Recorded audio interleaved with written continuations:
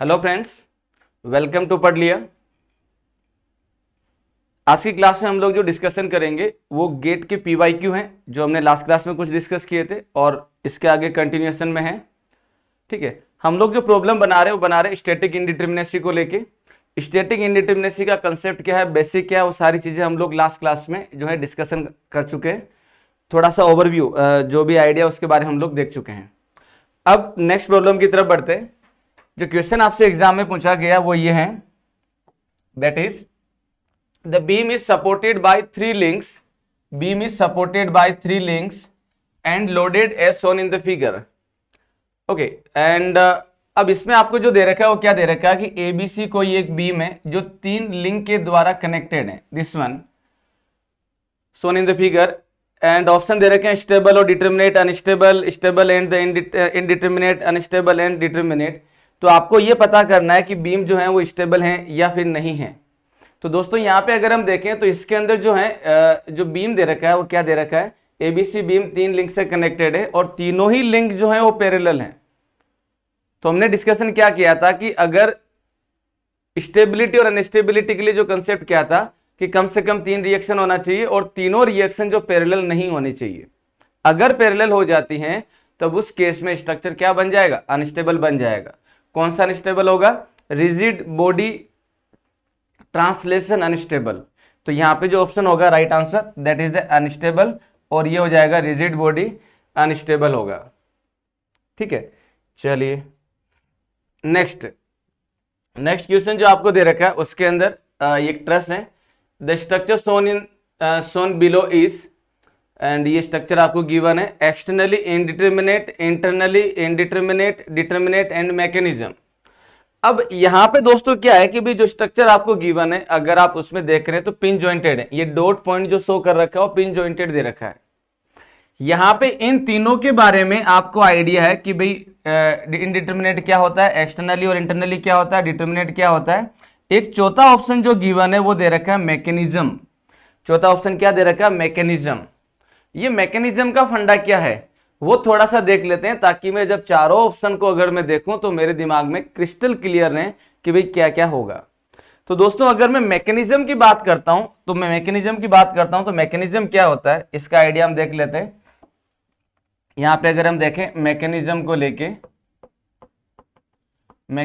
लेके तो मैकेनिज्म का फंडा ये है कि अगर मान लीजिए आपके पास में कोई भी एक बीम सेक्शन गिवन है, और इस बीम सेक्शन पे जब आप लोड लगाते हैं तो मान लीजिए इस बीम सेक्शन पे आपने जो है वो ट्रांसवर्स लोडिंग अप्लाई किया। फॉर एग्जांपल आपने ट्रांसवर्स लोडिंग अप्लाई किया, तो जैसे ही आप ट्रांसवर्स लोडिंग अप्लाई करते हैं तो ये जो बीम है वो बीम कुछ इस तरीके से डिफ्लेक्ट होगी। मैं जनरल बना रहा हूं, सपोर्ट कंडीशन शो नहीं कर रहा, अगर सपोर्ट करूंगा तो उसके हिसाब से डिफ्लेक्ट हो जाएगी। तो बीम कुछ ऐसे डिफ्लेक्ट होती है और इसको हम लोग बोलते हैं इलास्टिक और डिफ्लेक्टेड कर्व। एंड ये हमेशा जो है वो पैराबोलिक कर्वेचर में रहता है। अब अगर मैं ये बोलता हूं कि मान लीजिए, अब मैं ये क्या बोलता हूं कि ये जो बीम है इस बीम के अंदर मैंने यहाँ पे इंटरनल हिंज दे दिया। फॉर एग्जांपल मैंने क्या दे दिया, इंटरनल हिंज प्रोवाइड कर दिया। अगर मैं इस पे इंटरनल हिंज देता हूं और एक हिंज और है जिसको बोला जाता है प्लास्टिक हिंज, तो मैं यहाँ पे हिंज के नाम लिख देता हूं। तो तीन हिंज होते हैं, नॉर्मली जो हिंज होते हैं वो तीन तरीके के होते हैं। एक हो जाएगा ऑर्डिनरी हिंज, एक हो जाएगा इंटरनल हिंज और एक होता है प्लास्टिक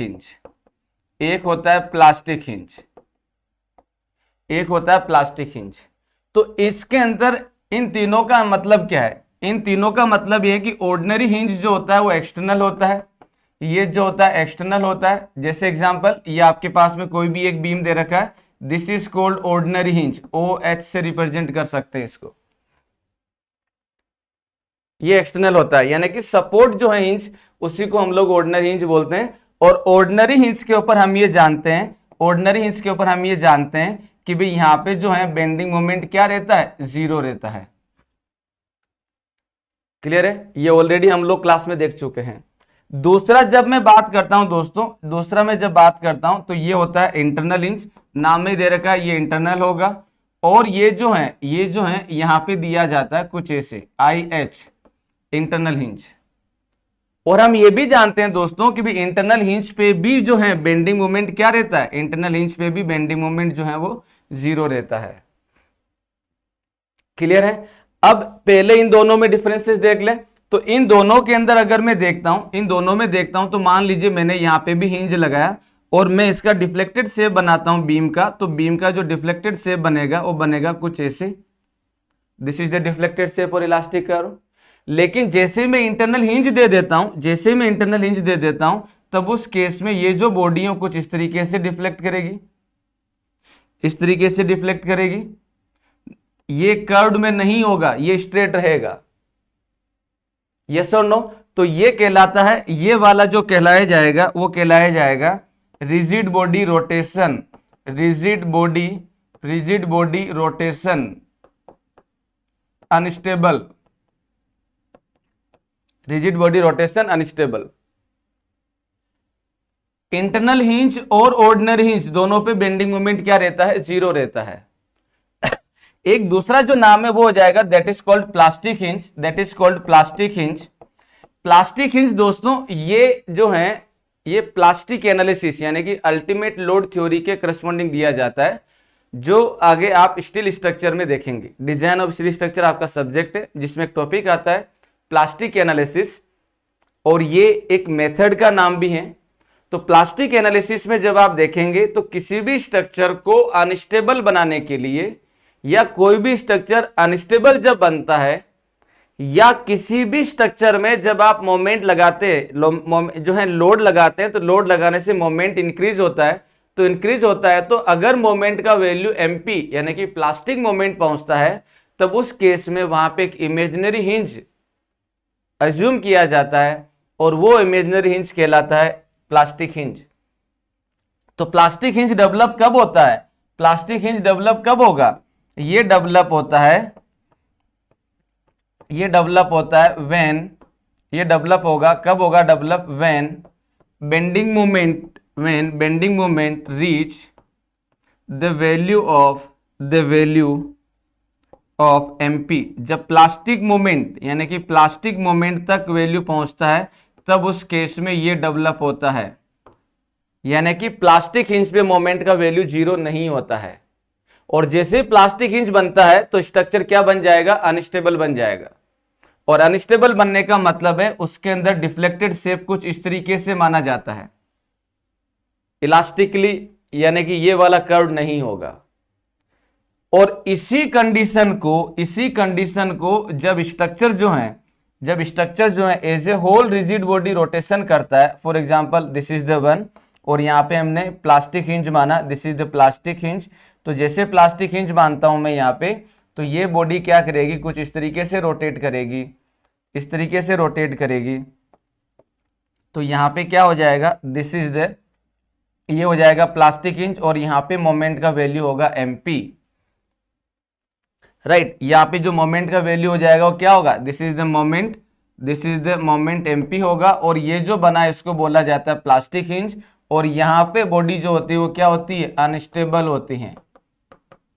तो अगर किसी भी बॉडी में प्लास्टिक हिंज आप अगर अज्यूम कर रहे हैं या मान रहे हैं, तो वो डेवलप होने का या अज्यूम करने का मतलब है बॉडी के अंदर मैकेनिज्म इंड्यूस हो गया। इस वाली कंडीशन को बोला जाता है मैकेनिज्म, इसको बोला जाता है मैकेनिज्म। मैकेनिज्म का मतलब यह हो गया कि rigid body rotation instability take place, वहां पे मेंबर के अंदर इलास्टिक कर्व नहीं होगा। लुक एट दिस, ये वाला कर्व नहीं होगा, वहां पे इलास्टिक कर्व जो है वो नहीं होगा। क्लियर हो गया। तो दोस्तों अगर मैं यहां पे देखता हूं, इस क्वेश्चन में यहां पे देखता हूं, तो भाई मेरे पास में ये वाला जो डॉट पॉइंट दे रखा है, ये वाला जो पॉइंट दे रखा है, इस हिंज के रिस्पेक्ट में ये जो बॉडी है वो कुछ इस तरीके से रोटेट कर सकती हैं। Look at this, it means इस बॉडी के अंदर, इसका मतलब ये रहा कि भी इस स्ट्रक्चर के अंदर जो है, इस वाले पोर्शन के अंदर क्या इंड्यूस हो चुका है, इस इंड्यूस ये हो चुका है, मैकेनिज्म इंड्यूस हो चुका है। क्लियर है? तो इसका जो करेक्ट आंसर होगा वो हो जाएगा मैकेनिज्म इंड्यूस हो गया, यानी कि स्ट्रक्चर बिलो जो है वो किस में हो गया, मैकेनिज्म हो गया। और ये जो क्वेश्चन है आई होप ये 90s के अराउंड का है, मतलब ये 2000 से पहले का क्वेश्चन है।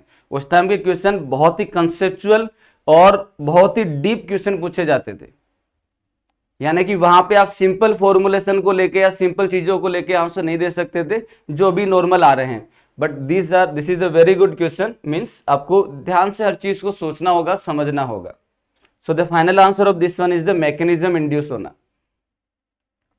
चलिए आगे बढ़ते हैं, नेक्स्ट क्वेश्चन। तो इसका चारों ऑप्शन का मैं कंसेप्ट जो है ऑलरेडी, मैकेनिज्म एक नया वर्ड था तो उसका भी कंसेप्ट आपको बता दिया। तो मैकेनिज्म का मतलब है एमपी, यानी कि प्लास्टिक मूवमेंट अज्यूम करना, और एमपी के करस्पॉन्डिंग प्लास्टिक हिंज होता है। ऐसा कुछ आइडिया आप रखिए, जब आप स्टील स्ट्रक्चर पढ़ेंगे तो वहां पे प्लास्टिक हिंज कैसे कैलकुलेट करते हैं, कैसे निकालते हैं, और उसका इफेक्ट क्या क्या होता है, वो सारा एक पूरा एक चैप्टर है, ठीक है ना। तो मोर डिटेल आप वहां पे देख सकते हो, बट होगा यही जो भी मैंने आपको आइडिया दिया है, this is the one, and यही कंसेप्ट वहां पे आपको बताएंगे। चलिए नेक्स्ट क्वेश्चन। नेक्स्ट क्वेश्चन क्या दे रखा है, क्वेश्चन आपको दे रखा है the plane frame. Plane frame का मतलब क्या हो गया, प्लेन फ्रेम का मतलब हो गया, मैं बात कर रहा हूं 2D फ्रेम को लेके, 2D फ्रेम को लेके। और 2D फ्रेम के लिए क्या कह रहा है, the plane frame shown below is statically indeterminate but unstable. तो दोस्तों हमें पहले यहाँ पे एक काम कर लेते हैं, स्टेबल और अनस्टेबल की बात कर लेते हैं। किसकी बात कर लेते हैं, स्टेबल और अनस्टेबल की। तो स्टेबल और अनस्टेबल के लिए मैंने आपको कंडीशन बताई थी, क्या होती है कि जो भी आपको स्ट्रक्चर दे रखा है उसके लिए एक्सटर्नल और इंटरनल दोनों अनस्टेबिलिटी देखनी है। जब मैं एक्सटर्नल अनस्टेबिलिटी की बात करता हूं 3 कंडीशन है, you know that. And internal instability की बात करता हूं तो आपके पास में बीम के लिए, ट्रस के लिए, फ्रेम के लिए कंडीशन जो है हम लोग समझा चुके हैं। लेकिन उस टाइम मैंने आपको यह भी कहा था, कि आप सिंपली वैल्यू पुट करके चेक मत करिए कि भाई m और 2j-3 में वैल्यू पुट करा, चेक करा तो स्टेबल आ गया, m equal to 2j-3 stable, तो आंसर लिख दिया स्टेबल। कई क्वेश्चन हमने क्लास के अंदर ऐसे भी किए हैं जिसमें न्यूमेरिकली जो आंसर आ रहा है वो स्टेबल शो कर रहा है, बट ऑब्जर्वेशन ये कहता है कि नहीं ये अनस्टेबल है, और करेक्ट आंसर अनस्टेबल ही था। सेम चीज यहां पे। तो आप यहां पे जब देखते हैं तो फ्रेम है, तो फ्रेम के लिए जनरली अनस्टेबल की कोई कंडीशन आपको नहीं बताई गई थी, क्योंकि जनरली फ्रेम रिजिड जॉइंटेड होता है तो अनस्टेबल नहीं होता है। लेकिन जब मैं यहां पे इस डायग्राम को देख रहा हूं तो यहां पे हिंज दे रखा है, यहां पे हिंज दे रखा है, ये तो ऑब्वियस सी बात है हिंज ही है, ये हिंज दे रखा है, ये हिंज दे रखा है, और हिंज पे मैं जानता हूं थीटा नॉट इक्वल टू 0, यहां पे मैं जानता हूं theta not equal to 0, delta x not equal to 0, ये दोनों हो सकते हैं। एंड यहां पे कुछ नहीं दे रखा तो यहां पे क्या हो जाएगा, रिजिड बॉडी रोटेशन।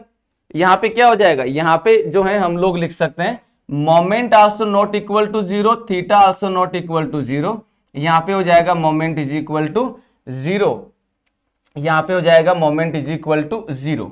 यही कंडीशन होती है। जब मैं सी पॉइंट पे देख रहा हूं तो यहां पे डॉट दे रखा है, डॉट देने का मतलब ये हुआ कि थीटा नॉट इक्वल टू 0 ये रोटेट कर सकता है, it means moment is equal to 0, moment is equal to 0, this is the condition.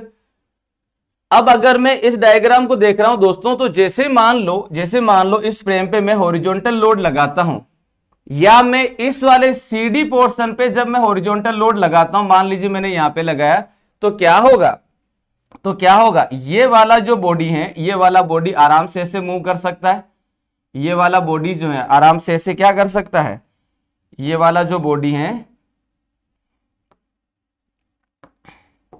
ये वाला जो बॉडी आराम से ऐसे मूव कर सकता है। वाई?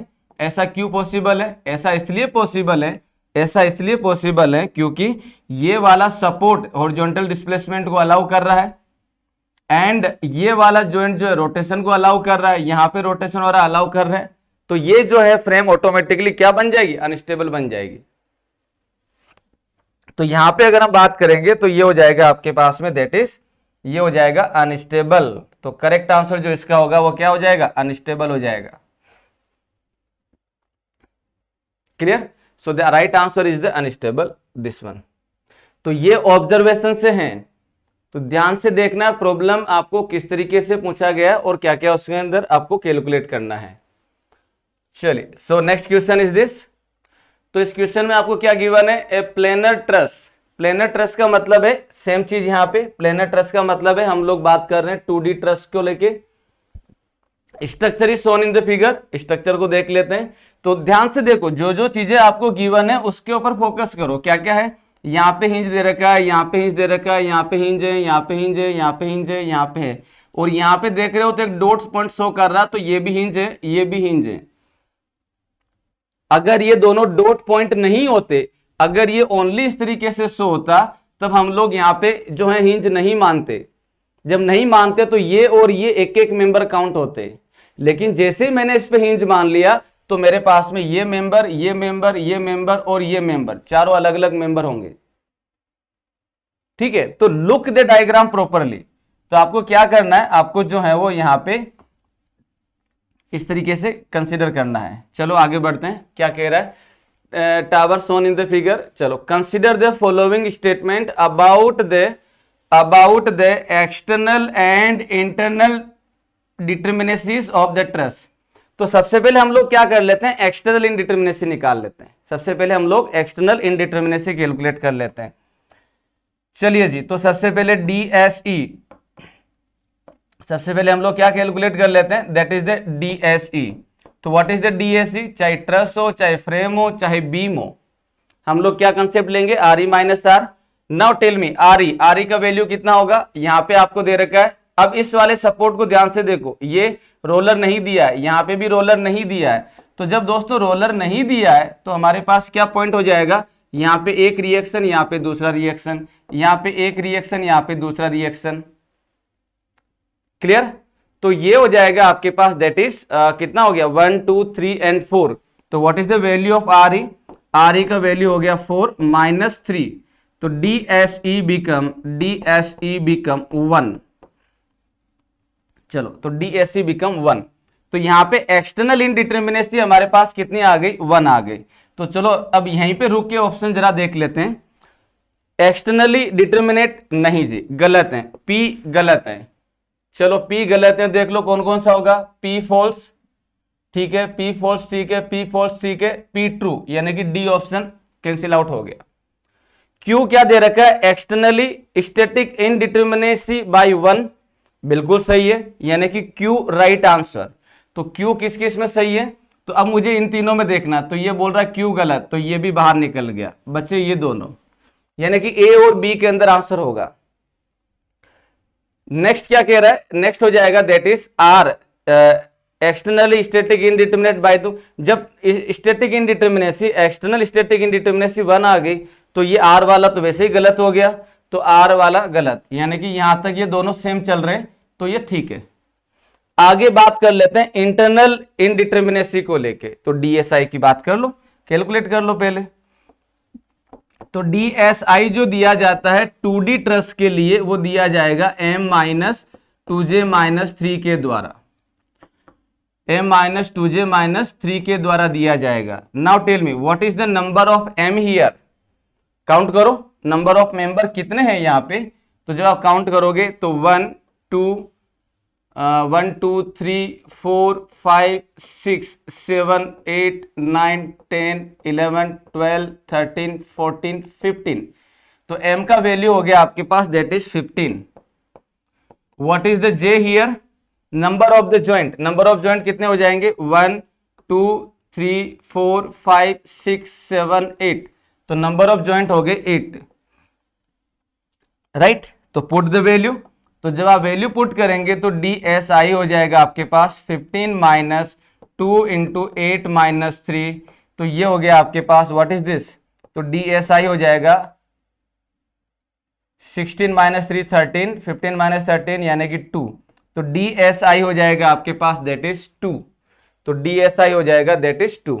तो DSI का वैल्यू कितना हो रहा है दोस्तों? DSI का वैल्यू आ रहा है 2, यानी कि U ऑप्शन राइट, U ठीक है। तो अब A और B के अंदर देखो U कौन सा ट्रू कह रहा है? ये वाला ट्रू कह रहा है, यानी कि ये गलत हो गया, तो ये सही। तो जब ये दो हैं तो ये दोनों वैसे ही गलत हो गए, तो option A is the right. Clear? तो इस तरीके से आपको क्या करना है, प्रॉब्लम बनाना है। आराम से ध्यान से डायग्राम को देखो, समझो, ऑब्जर्व करो एंड देन सोल्व करो, गलत नहीं होगा। Next problem. ओके, क्वेश्चन क्या दे रहा है, the degree of static indeterminacy of the rigidly jointed frame. इसमें क्या कह रहा है question, a degree of static indeterminacy of rigidly jointed frame in a horizontal plane में दे रखा, subject to vertical loading only as shown in the figure is, ends clamps to the rigid wall, यानी कि ये rigid wall से connected है, यानी कि ये फिक्स दे रखा, बात ये है ends clamp to the rigid wall. तो इसमें क्या होगा, इसके अंदर जब हम बात करते हैं तो ये एक जो बीम है ये आपके पास में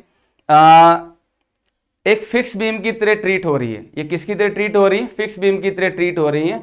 और फिक्स बीम के लिए हमारे पास कंडीशन क्या आती है, कंडीशन अगर हम देखें तो ये दिया जाएगा, that is DSC is equal to RE minus R। चूंकि ये clamps are ends are clamp का मतलब है कि भाई ये रिजिडली कनेक्टेड है। रिजिडली कनेक्टेड होने का मतलब है यहाँ पे ये क्या मान सकते हैं, इसको हम लोग फिक्स मान सकते हैं, राइट। तो जब मैं फिक्स मानूंगा तो यहाँ पे 3 रिएक्शन, यहाँ पे 3 रिएक्शन, तो कितना हो गया, 3 + 3 6, टोटल रिएक्शन कितना हो जाएगा, that is the 6 - 3, equilibrium equation होगा 3, सो द DSE बिकम्स 3। जब तक कुछ नहीं कहा जाता, इसके अंदर क्लोज लूप बन नहीं रहा है, तो C का वैल्यू 0, तो मैं जब DSI का वैल्यू देखूंगा तो ये हो जाएगा 3 × C - RR। हाइब्रिड नहीं किया गया तो ऑटोमेटिकली ये वाला जो पोर्शन है, ये क्या बन गया, ये बन गया 0। C का वैल्यू यहाँ पे जो है आपको C का जो वैल्यू बनेगा वो क्या बन जाएगा, C = 0, क्योंकि कोई भी क्लोज लूप नहीं है। So automatically the DSI becomes 0। तो टोटल DS कितना हो जाएगा, तो टोटल DS हो जाएगा दैट इज 3 + 0 यानी कि 3। So correct answer is this 3, right. So ये जो है एग्जाम में आपसे पूछा गया है। नेक्स्ट, हाँ जी, इसमें क्या कह रहा है, the degree of static indeterminacy of the rigid frame having 2 internal hinges. चलो अच्छी बात है, 2 इंटरनल हिंज दे रखा है, as shown in the figure below. तो हमें क्या कैलकुलेट करना है, DS कैलकुलेट करना है। तो DS क्या हो जाएगा दोस्तों, तो करो कैलकुलेट करो, DSE + DSI, तो DSE हो जाएगा RE - R। RE, what is the value of RE, तो RE होगा यहाँ पे 1 2 3 एंड 4। ऊपर फ्रेम हो, बीम हो, ट्रस हो, सपोर्ट पे तो कोई फर्क पड़ेगा नहीं, क्योंकि ट्रस और बीम के लिए हम लोगों ने कौन सा कंडीशन माना था, जनरल लोडिंग मानते हैं। तो 1 2 3 एंड 4, तो ये हो जाएगा आपके पास that is 4 - 3, so the DSE become 1। Now what is the DSI होता है 3 × C - RR। अगर हाइब्रिड किया है तो RR का वैल्यू होगा, हाइब्रिड नहीं किया तो फिर नहीं होगा। C होता है नंबर ऑफ क्लोज लूप, तो यहाँ पे अगर हम वैल्यू देखें दोस्तों, तो यहाँ पे क्या हो जाएगा, what is the value of C here, तो C का वैल्यू होगा, this is the close loop 1 and this is the close loop 2, तो C का वैल्यू हो जाएगा 2। Now what is the RR here, RR की बात करता हूं तो RR हो जाएगा दैट इज समेशन M-1। तो जब मैं M- की बात, ये हो जाएगा समेशन M-1, तो M- की बात करूंगा तो क्या होगा, ये हो जाएगा आपके पास में, इस वाले जॉइंट पे 2 मेंबर मिल रहे हैं, तो ये बन जाएगा 2 - 1 प्लस इस वाले हाइब्रिड जॉइंट के लिए भी 2 मेंबर मिल रहे हैं, तो +2 - 1, तो टोटल RR का जो वैल्यू हो जाएगा 1 + 1 यानी कि 2। तो RR का वैल्यू कितना हो गया, 2 हो गया। C का वैल्यू कितना है, 2 है, तो पुट द वैल्यू। तो दोस्तों जब आप इसमें देखेंगे तो क्या हो जाएगा, तो DSI बनेगा 3 × 2 - RR का वैल्यू 2। तो ये हो जाएगा that is D S I is equal to 6 - 2 यानी कि 4, 6 - 2 यानी कि 4। So the total D S जो बनेगा वो हो जाएगा 1 और 4 5, 1 + 4 इज इक्वल टू 5। तो करेक्ट आंसर होगा इसका 5। आराम से कंसेप्ट को अप्लाई करना है, और ये सारी चीजें ऑलरेडी क्लास के अंदर आपको मैं समझा चुका हूं। नेक्स्ट प्रॉब्लम, चलो। तो क्या दे रखा है question, a plane figure shown below. Plane figure, plane का मतलब ये हो गया कि हम बात करेंगे 2D। आगे बढ़ते हैं। लोडिंग सब्जेक्टेड है, लोडिंग जो दे रखा है horizontal as well as vertical loading given है। एंड जो आपको दे रखा है वो क्या दे रखा है, that is stable and determinate, determinate, indeterminate और स्टेबल और अनस्टेबल। कंबाइंड क्वेश्चन है स्टेबल और डिटर्मिनेट का। तो चलो देखते हैं क्या होगा। तो माय डियर फ्रेंड, अगर मैं इसके अंदर देखता हूं तो क्या कंडीशन आएगी। तो सबसे पहले स्टेबिलिटी की बात कर लें। तो स्टेबिलिटी की बात करें तो भाई आपको जो स्ट्रक्चर दे रखा है वो फ्रेम है। तो फ्रेम के लिए इंटरनल स्टेबिलिटी, अनस्टेबिलिटी तब तक नहीं लेते हैं जब तक कोई हाइब्रिड नहीं किया गया, अदरवाइज वो स्टेबल ही माना जाता है। दूसरा, एक्सटर्नल अनस्टेबिलिटी की अगर बात करें तो उसके लिए 3 कंडीशन होती हैं। 3 रिएक्शन हो, तीनों पैरेलल नहीं हो और तीनों कॉन्करेंट नहीं हो। तो अगर ये तीनों सेटिस्फाई होती हैं तो आपके पास में स्टेबल स्ट्रक्चर होगा। चलो, तो यहां पे अगर हम देखें तो ये रिएक्शन हो जाएगा that is the R A, एक रिएक्शन हो जाएगा एच ए और एक रिएक्शन हो जाएगा आर डी। 3 रिएक्शन है, अच्छी बात। दूसरा कह रहा तीनों पैरेलल नहीं होनी चाहिए, तीनों पैरेलल नहीं है, ठीक है। तीसरा कहता है तीनों कॉन्करेंट नहीं होनी चाहिए, तीनों कॉन्करेंट नहीं हो रही है। इसका मतलब ये रहा कि भी ये स्टेबल हैं। तो पहले तो ये देखो कि भी इसमें स्टेबल कौन कौन सा है। तो यहां पे अगर आप देखोगे तो D and B cancel out हो गए, बचे दोनों। स्टेबल कह रहा है। अब आगे देखना है डिटर्मिनेट और इनडिटर्मिनेट को लेके, डिटर्मिनेट और इनडिटर्मिनेट को लेके सोल्व कर लेते हैं। तो सोल्व करेंगे तो क्या होगा, सबसे पहले हम लोग देख लेते हैं that is D S E R E minus R. What is the value of R E, 1 2 and 3, 3 - 3, तो D S E becomes 0, D S E become 0। Now DSI होता है that is 3 × C, 3 × C minus RR। तो यहां पे close loop नहीं है, तो यहां पे हम देखेंगे C is equal to 0 and RR is equal to 0, because ना तो ये हाइब्रिड किया गया है और ना ही इसके अंदर कोई क्लोज लूप आ रहा है। सब दोनों ही 0 हैं। तो यहां पे आपके पास क्या बन जाएगा, that is 3 × 0 - 0, so the DSI becomes 0। तो टोटल जो DS आ जाएगा वो आ जाएगा 0। 0 आने का मतलब क्या हो गया, ये 0 आने का मतलब ये हो गया कि भाई ये जो है वो डिटर्मिनेट है, it is the determinate. So here option A is the correct answer. चलिए आगे बढ़ते हैं। प्लेन फ्रेम ABCDEFGH, ये नोटेशन दे रखे हैं। प्लेन फ्रेम का मतलब 2D। shown in the figure below has claimed support at A, fix के बारे में बता रहा है। And axial force release horizontal जो है वो दे रहा है C पे। एक्सियल फोर्स रिलीज का मतलब है यहाँ पे AF 0 होगा, ये क्वेश्चन में खुद ने मेंशन कर रखा है। End moment release at E, यानी कि यहाँ पे बेंडिंग मोमेंट, यहाँ पे क्या है 0 है। The static indeterminacy of the frame is, तो ये तो सारा चीज खुद ने बता दिया। सोल्व क्या करना है, तो आपको करना क्या, स्टैटिक इंडिटर्मिनेसी निकालनी है, सोल्व कर लो। जो चीजें हमें सोचनी चाहिए थी उसने खुद ने मेंशन कर रखी है क्वेश्चन ने, इट इज वेरी इजी। सो ये हो जाएगा आपके पास दैट इज, यहां पे अगर आप देखोगे तो ये हो जाएगा that is DSE is equal to RE minus R।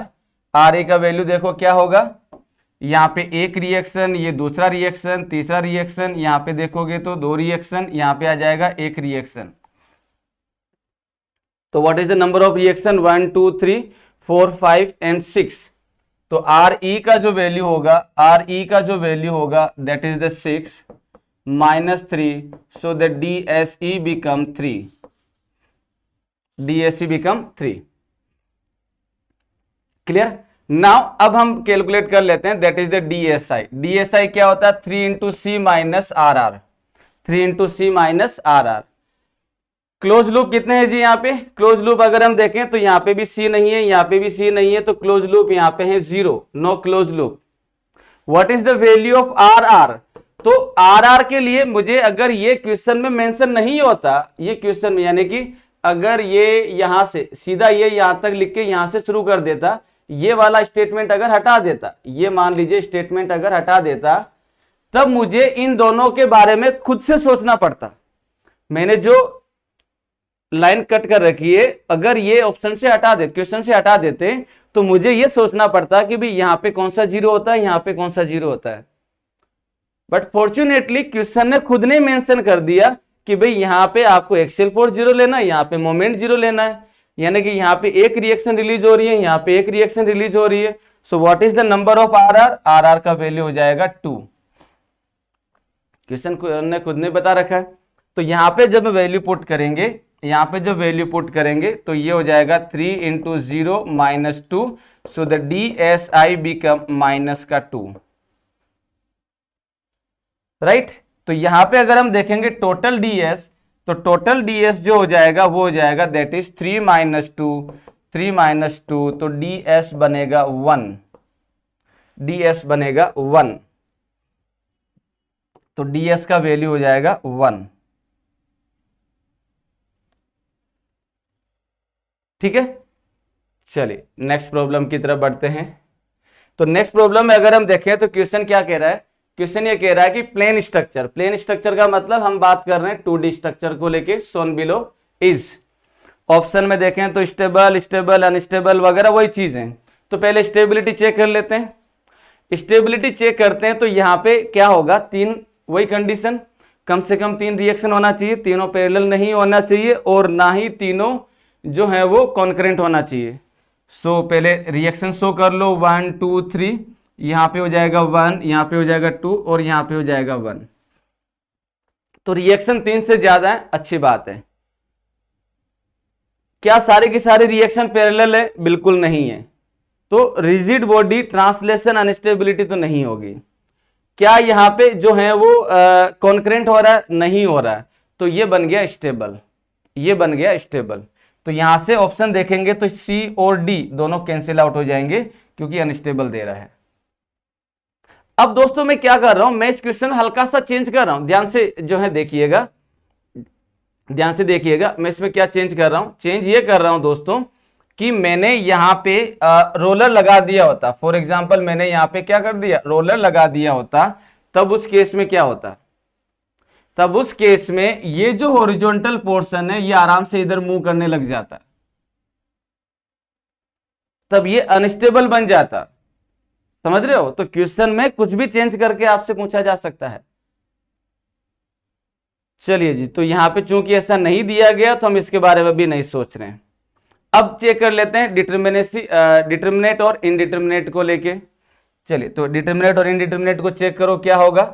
Now DSE, तो ये हो जाएगा DSE is equal to R E minus R, R E 1 2 3 4 5 6, तो 6 माइनस 3, तो डीएसई हो जाएगा दैट इज 3, डीएसई हो जाएगा 3। क्लियर? अब डीएसआई कैलकुलेट करना है, तो डीएसआई क्या होता है? 3 into C minus R R. Now here अगर मैं यहां पे देखता हूं दोस्तों, तो क्लोज लूप कितने हैं? क्लोज लूप बिल्कुल नहीं, तो यहां पे मैं देख सकता हूं तो C value will be 0, no close loop. R R का वैल्यू कितना होगा? तो आर आर का वैल्यू मैं जानता हूं, इस पॉइंट के ऊपर बेंडिंग मोमेंट जो है वो 0 होता है, इस पॉइंट पे बेंडिंग मोमेंट 0 होता है, तो यानी कि एफ पॉइंट पे आर आर का वैल्यू हो गया 1। अगर मैं डी पॉइंट पे देखता हूं, तो डी पॉइंट पे यहां पे जो 0 होगा, डी पॉइंट पे यहां पे 0 हो जाएगा, axial force is 0 as well as bending moment is 0। तो यहां पे आर आर का वैल्यू यानी कि डी जॉइंट पे आर आर का वैल्यू बनेगा 2, और यहां पे बनेगा आर आर का वैल्यू बनेगा 1। तो what is the total value of the R R? तो आर आर का जो टोटल वैल्यू आ जाएगा वो आ जाएगा 3। तो यहां पे अगर हम देखें तो 3 into 0 minus 3, so the D S I becomes what is that? DSI का वैल्यू बन जाएगा माइनस का 3, तो टोटल जो DS होगा वो हो जाएगा 3 माइनस 3 इज इक्वल टू 0, यानी कि ये बन गया आपके पास दैट इज डिटर्मिनेट, यानी कि जो करेक्ट आंसर होगा वो क्या होगा, determinate. A option is the correct answer.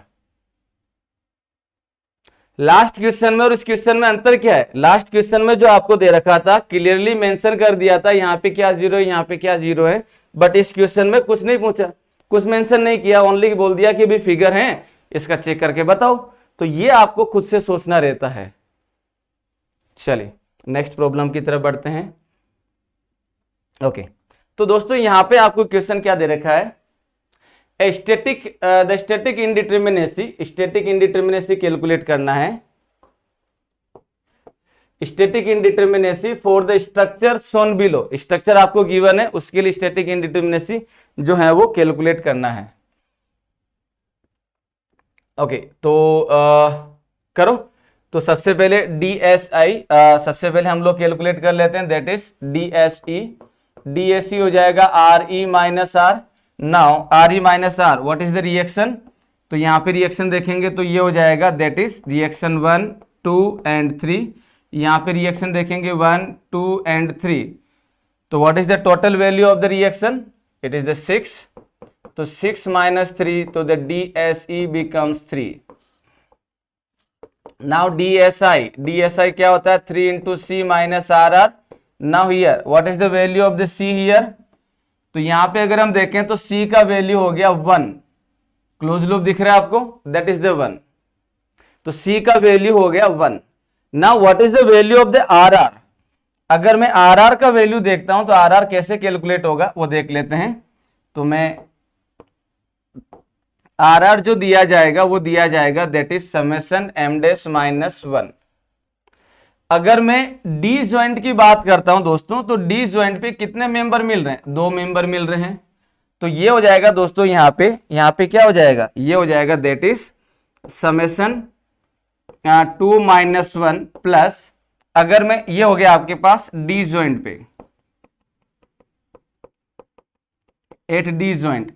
अब अगर मैं यहां पे बोलता हूं C ज्वाइंट पे, तो C ज्वाइंट पे कितने मेंबर मिल रहे हैं, दैट इज 3, तो ये लिखा जाएगा दैट इज 3 माइनस, ये लिखा जाएगा that is 3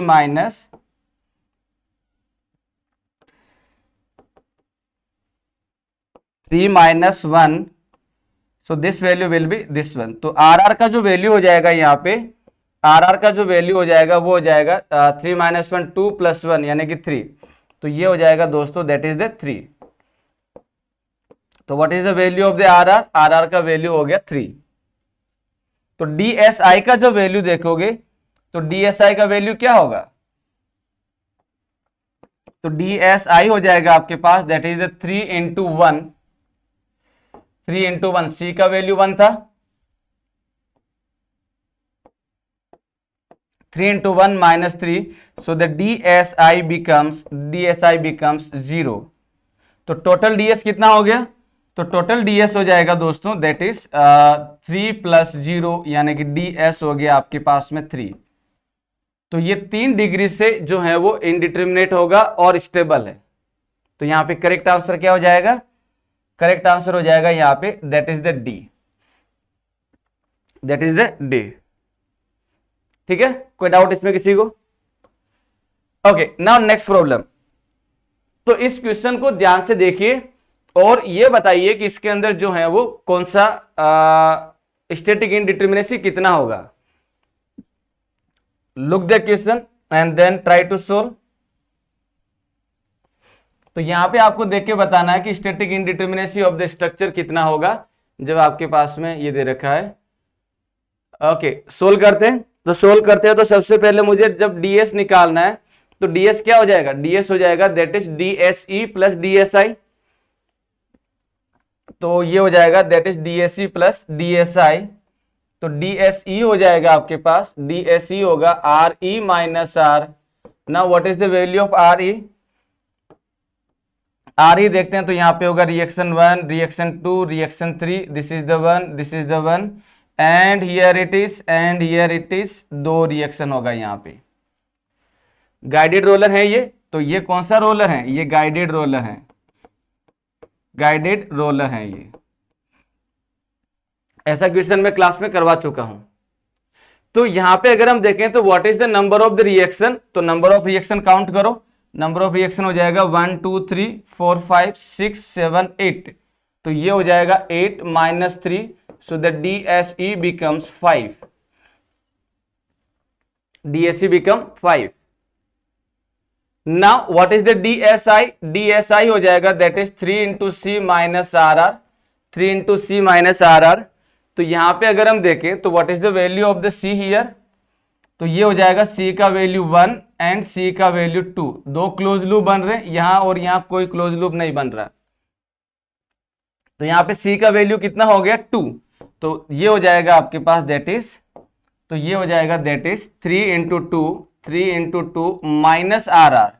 what is the value of RR here, तो यहां पे देखिए आपको हिंज दिया है, क्वेश्चन में मेंशन है, तो जब यहां पे हिंज दे रखा है तो RR का वैल्यू कितना होगा, RR का वैल्यू हो जाएगा that is summation m dash minus 1 यानी कि 2 माइनस 1, तो RR का वैल्यू हो जाएगा 1, RR का वैल्यू कितना होगा 1।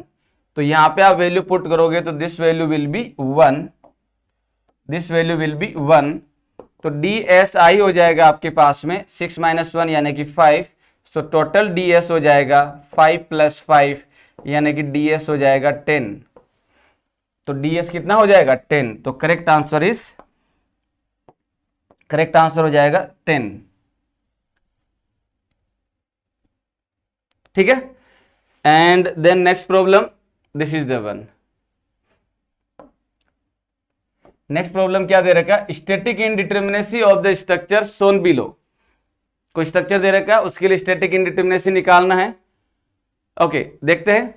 तो स्टैटिक इनडिटरमिनेसी के लिए आपको क्या करना होगा, DSE प्लस DSI, तो ये हो जाएगा RE minus R। What is the value of RE here, एक रिएक्शन, दूसरा रिएक्शन, तीसरा रिएक्शन। यहां पे आप देखोगे तो 1 और 2, यहां पे देखेंगे तो ये हो जाएगा 1, क्लियर। तो ये हो जाएगा 1 2 एंड 3 4 5 एंड 6, तो what is the value of RE, RE का वैल्यू हो जाएगा 6 minus 3, so the DSE becomes 3,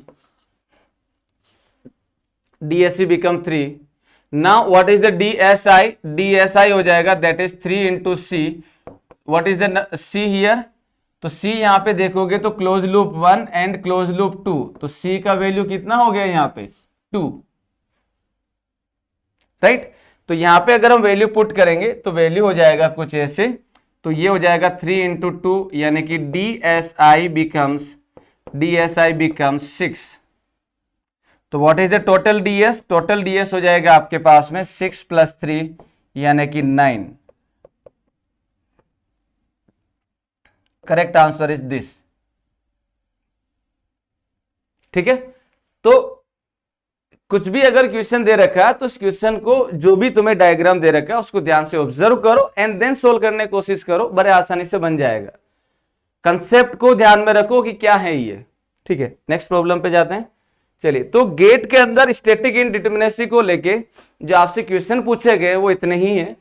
अभी तक जितने भी क्वेश्चन आए हैं गेट के अंदर वो इतने ही स्टैटिक से पूछे गए, और सारे क्वेश्चन को अगर आप ध्यान से देख रहे हो तो सारा कंसेप्ट जो है क्रिस्टल क्लियर और बहुत अच्छे से क्लास में समझा चुके हैं। तो अगर क्लास को ध्यान से सुन रहे हैं, प्रॉपर नोट्स बना रहे हैं, प्रैक्टिस कर रहे हैं, तो गेट के क्वेश्चन जो भी नया है चाहे पुराना है आपसे आसानी से बन जाएगा, परफेक्टली बन जाएगा। बट मेक श्योर कि कंसेप्ट को अच्छे से करें, और जो मैटर यहां दिया जा रहा है उससे गेट के सारे क्वेश्चन बन जाएंगे, और जो नए क्वेश्चन आएंगे वो भी आप बनाने की पोजीशन में आ जाओगे। ठीक है, तो ये गेट स्टैटिक इनडिटरमिनेसी को लेके क्वेश्चन है। नेक्स्ट टॉपिक जो है हम लोग काइनेमेटिक इनडिटरमिनेसी को देखेंगे। Thank you.